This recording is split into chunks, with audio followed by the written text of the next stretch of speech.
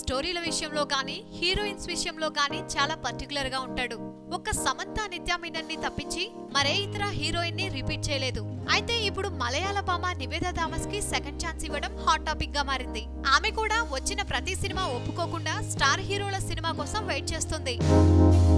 అయితే కొంతకాలం మీడియం హీరోల సినిమాలన్నీ పక్కన పెట్టిన పాప నానికి ఫ్లాట్ అయిపోవడం ఆశ్చర్యంగా ఉంది అంటున్నారు ఇండస్ట్రీ జనాలు. కొత్త డైరెక్టర్ శంకర్ దర్శకత్వంలో దానయ్య నిర్మించబోతున్న భారీ సినిమాలో నివేదాని హీరోయిన్ గా అనుకోవడం, ఆమెను కాంటాక్ట్ అవ్వడం, ఆమె కూడా ఓకే చెప్పడం జరిగిపోయింది.